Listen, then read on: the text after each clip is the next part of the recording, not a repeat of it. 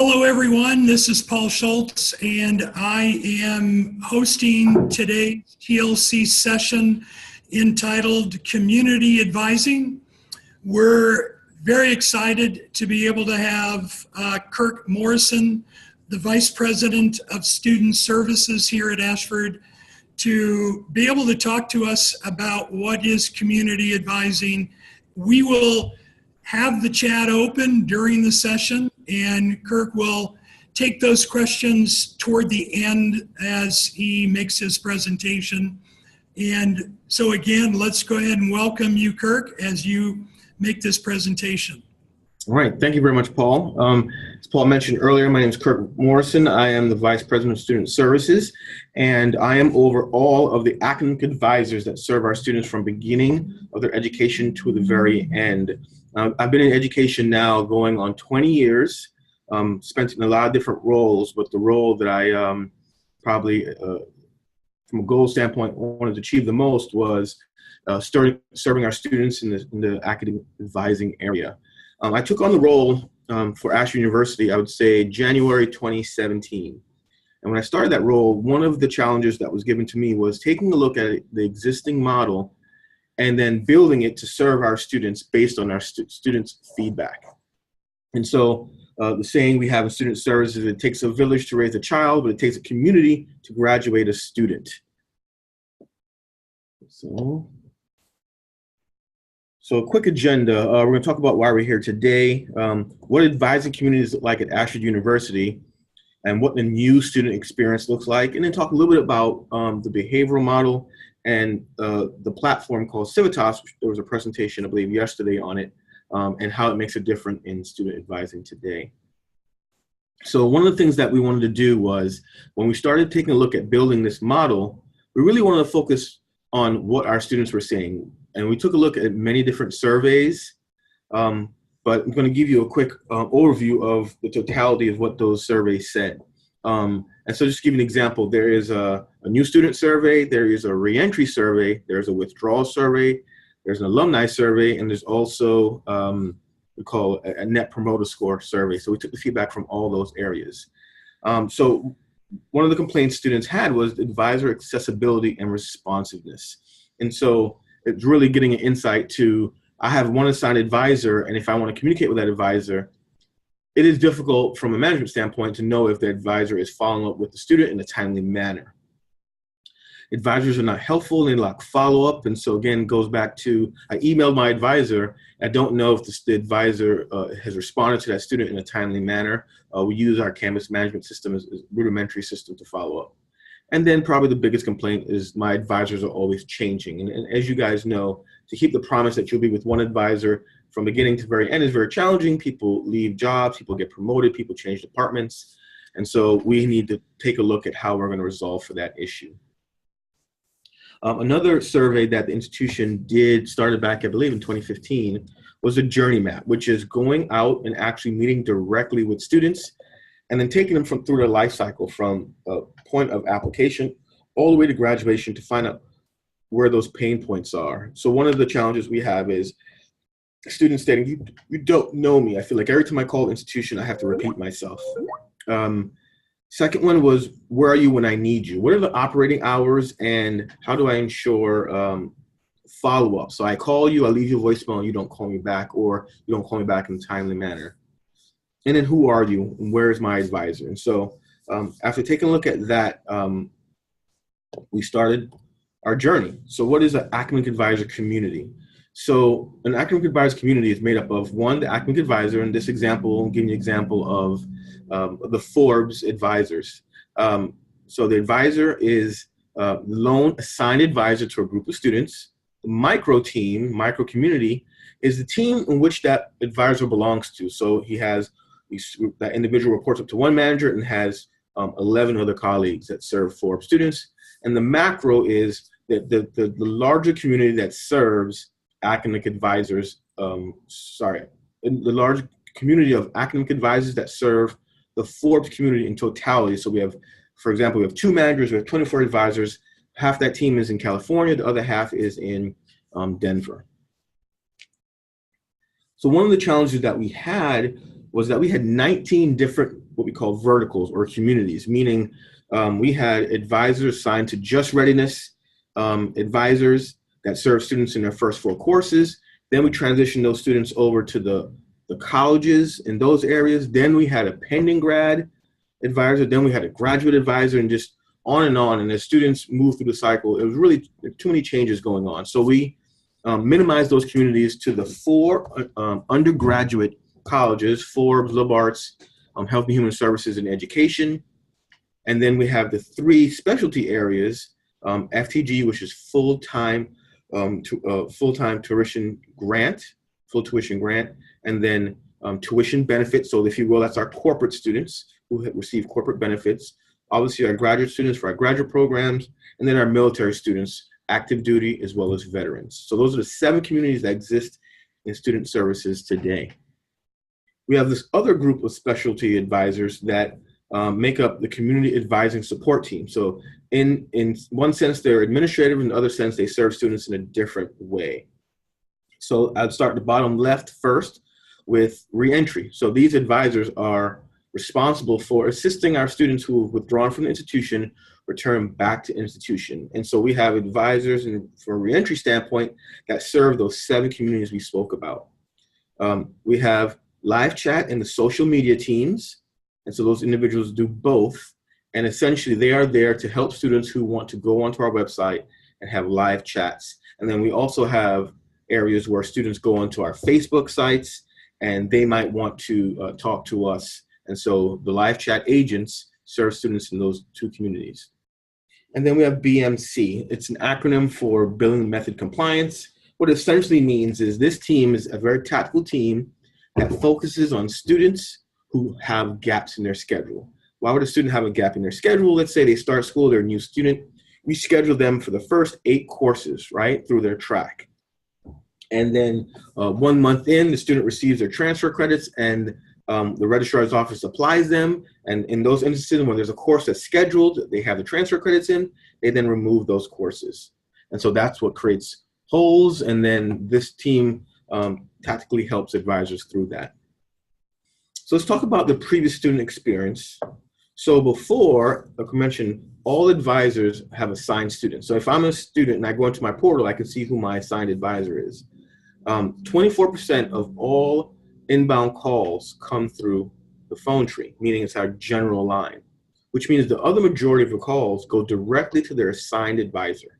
So in the past, advisors, students would call our advisors, and 61%, 6 of every 10 calls would go to voicemails. Why? Student advisors are on the phone, they might not be in the office.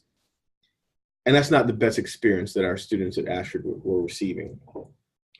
32% of those 6 calls that go to voicemail go to something called Lifesaver, which basically means it allows you to then transfer to someone on that team. That was an existing service that we provided for those individuals who didn't want to leave a voicemail. They could select that option, go directly to the student. So we had a small essence, if you will, of community within each group. So let's talk about what the new experience is going to look like. So one of the things we offered previous LifeStand was, obviously, you could call your advisor, you could email your advisor, you can go to the student portal and open what's called a web portal, which is just another way of messaging your advisor. And then certainly they can go to live chat, which they would not necessarily talk to their individual advisor, but certainly they could talk to an advisor in general. And so the new platform, we have live chat. We've just rolled out in the last few months chatbot, which is essentially a smart computer that's answering the most common questions that our students have for us today.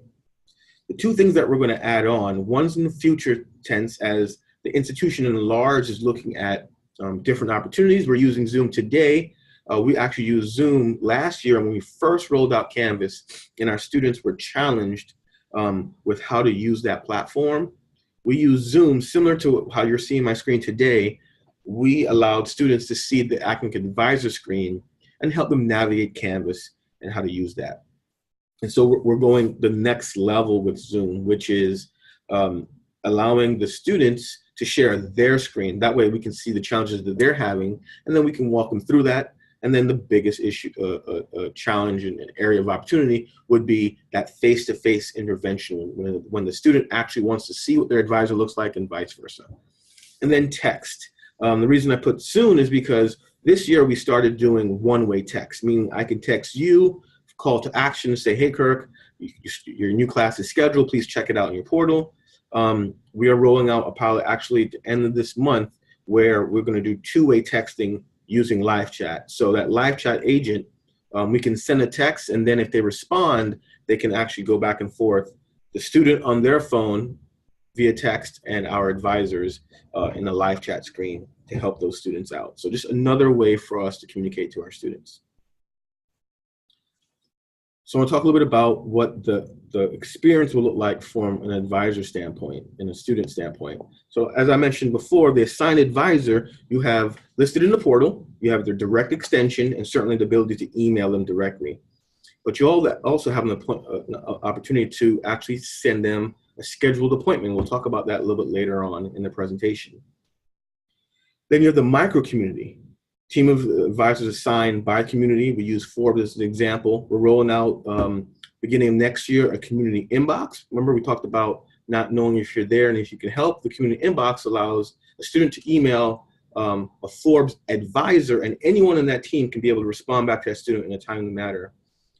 The institution is looking at what we call a customer relations management database, a CRM, which will allow us to have a ticketing system. So the student calls in with the issue, we can track it, and then if we can't get resolution on that phone, then we can assign it to the appropriate advisor, whether it be financial or academic, and then once that issue is resolved, they can close that ticket and send communication out to those students.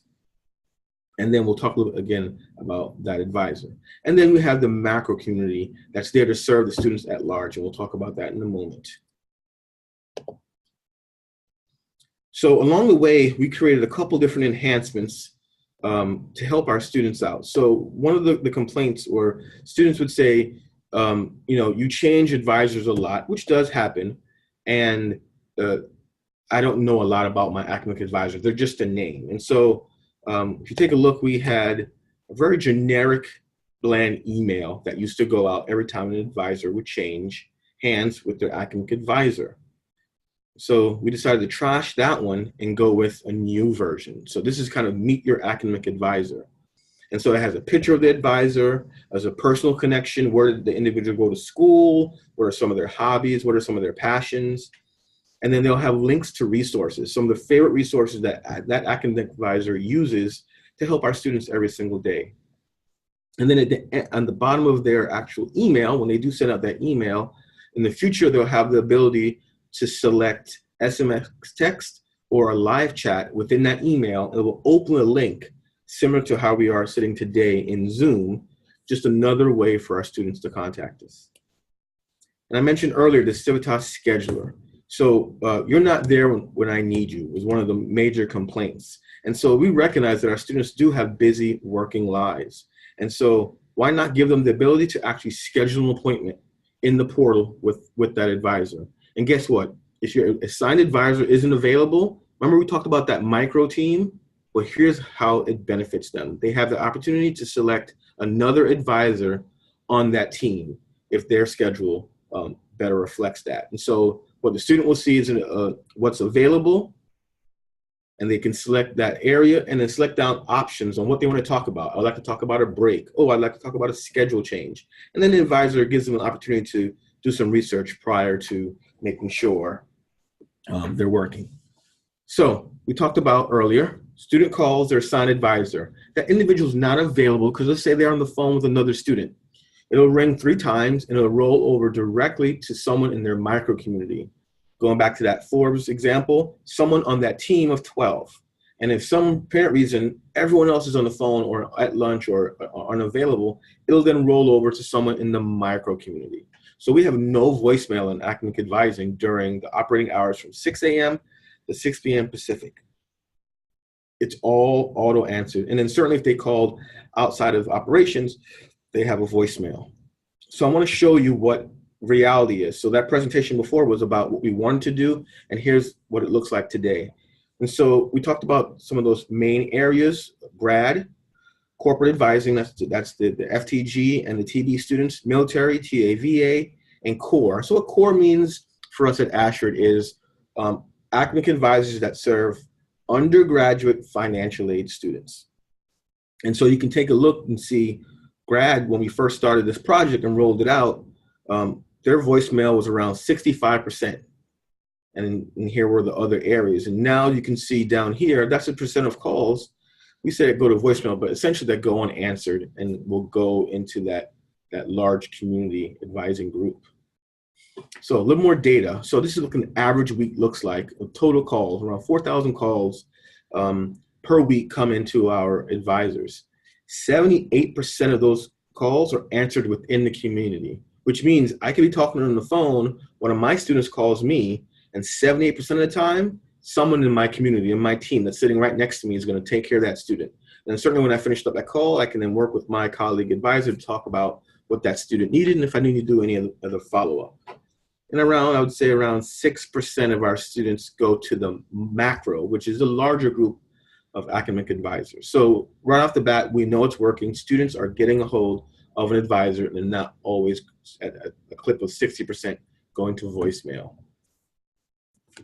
All right, some more information about direct extension, right? So these are students that call our advisors directly. They want to speak to their academic advisor. And so we were able to find out, based on our population of students, if you will, who are the most neediest. And so as you can see, our core undergrad financial aid and our military students call their advisors at a higher rate based on the percent of population. So 49% of our students are undergrad financial aid, and they call around 52% of the time.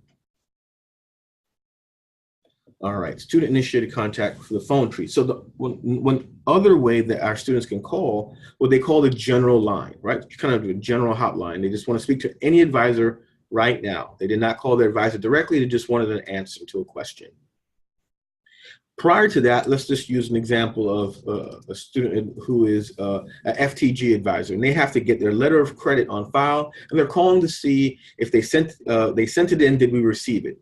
And they might get a hold in the past of someone that is a military advisor, or they might work with core undergrad financial aid, and they might not always know how to answer that question. And so one of the things we changed was when that student calls that line today, they have options, and we'll just ask them, are you a graduate level student? Are you a military student receiving military benefits? Are you a corporate student? And then finally, are you anything else? And essentially what it will do is we'll go directly to that macro community. So now students who need specific help based on their type of financing will go to an academic advisor that can help them directly with their problem, as opposed to going to maybe another advisor and then either getting misinformation or having to be transferred again. This gives our advisors the opportunity to go directly, our students to go directly to an advisor that is an expert in their particular area. And so 60% again of the calls are received by our undergrad financial aid students. And again, if you take a look at all the main menu calls, the generic calls, those students, undergrad financial aid, call at a higher rate than the actual population. So why does this matter? It matters because it helps us understand the balancing of the number of advisors that we have serving those communities. So again, total call volume, so direct extension. So just to give you an understanding of the 4,500 calls that come in a given week, 88% of those calls go directly to their academic advisor. So they do want to speak to their academic advisor directly. It's just a matter of ensuring that if they don't get a hold of their academic advisor, they get a hold of someone within their team. Again, total call volume, core financial aid, this just helps us do a better job of ensuring we have enough advisors serving those communities. All right, last few pieces related to the macro community. So in academic advising, there are two types of activities. Activities, if you will, are just work. Work we assign to the advisors so they can help the students. Milestones, which are cadence-based, and then event-based, are basically, I would say, a little bit of reactive, meaning student is not passing class. It triggers an activity to reach out to that student. Where a milestone is something that is very prescriptive. And we'll go to an example. So I want you to really pay attention to the bottom example here, where we reach out to those students. These are the milestones, meaning it doesn't matter what type of student you are, a senior, a freshman, a graduate student, a military student, you're going to get a call welcoming you to the institution in the first course. You're going to get 2 calls as you transition into your second course, and then you'll get a call each class after that. So how do we help advisors in this new community? One, we're always checking their schedule, make sure they're on progress to graduate. 2, we're double checking to make sure if they have any outstanding financial aid documents or any financial aid challenges related to their program. Because if they do, then we get them over to our peers in financial aid. We're checking their academic progress to make sure that they're progressing academically to meet their goals. And then certainly in the beginning, we're checking with their transcripts, not only if they're a new student, but certainly for continuing students who might go out and use some of our partners to take some courses at a lower cost and then transfer them back into the institution. So we talked about those first 4 classes is something we all focus on. But after that, we really check on you at different stages, 30 credits, 60 credits, 90, meaning every single student will get this call approach.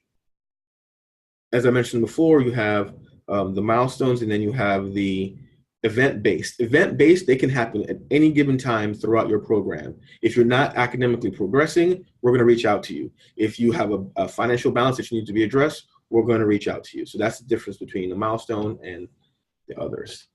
All right, coming to a close, leaving some time for Q&A. You might have heard for some different areas the conversation around a behavior model. And all that is an algorithm built by the Office of Institutional Effectiveness that identifies students that have different risk characteristics. And what we're trying to build is calls to support those students based on the way we categorize them. So this is kind of a really complicated but high-level view. But what it basically means is those students that present the highest risk of not graduating, we have a different methodology by which we call them. We'll either call them, we'll email them, or we'll email them, only call them. It's something that we're still working with the university on, but eventually at the end of the day, when our advisors get an activity to reach out to our students based on the milestone, we know we're going to try a little bit harder to get in touch with this student because they need a little bit more care in order for them to progress academically. Last but not least, Civitas. And so Civitas is, for advisor, is a platform that we purchased to help us, using their algorithm, identify students that have different at-risk behaviors and then reach out to them. So the example you have before you is we're taking a look at our undergraduate students that completed their first couple terms with a GPA between 3.0 and 4.0. And then students that are not expected to graduate this term. So we want to reach out to those students to let them know that we care about them, that we're here to service them, because we've learned based on our data that some of those students don't progress as well academically. So where are we on this journey? So we have 1 completed. So all the advisors are assigned to their communities. We have the first call resolution, which is no voicemail. The third platform, we have live chat and text coming this month. And then we have the text bot that's live today. We have the ticketing system.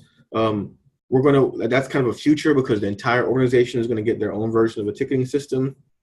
We started the process of prioritizing all the work that we do for advisors based on the behavioral model. So right now, we're in negotiations with the institution to determine what we need to do and how we need to serve our students. So in closing, the power of the advising community will help us address the issues where our students say they don't know me.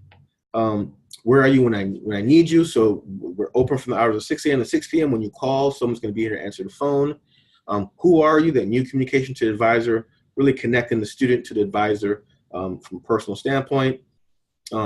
Accessibility and responsiveness. So we know we're not worried anymore in our area if a student calls, if their call is going to be answered and addressed. We also have that group inbox that we talked about where a student can email the group of advisors to get access and service quicker.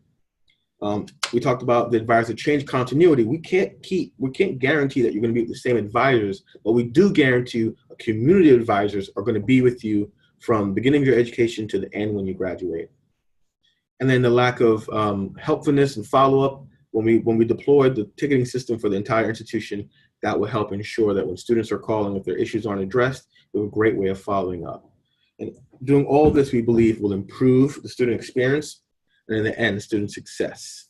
So I have exactly 5 minutes left, and I'm more than willing to take any questions you guys might have.